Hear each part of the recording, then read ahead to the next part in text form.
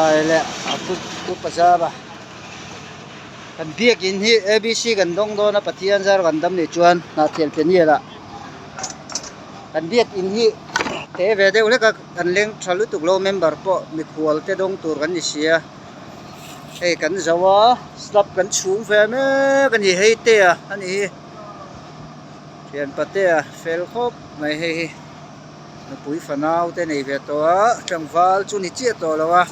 tangwal ho te thla kan lak ve lo ka nge tay driver chan te a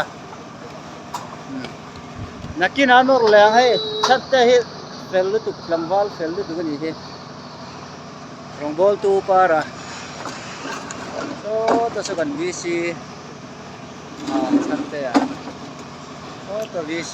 sawa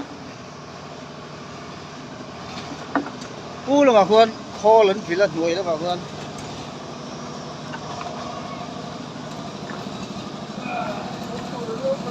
o san na tang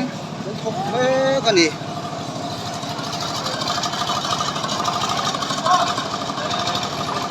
ani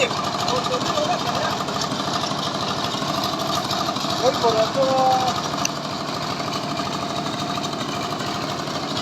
kan lang da lo ka na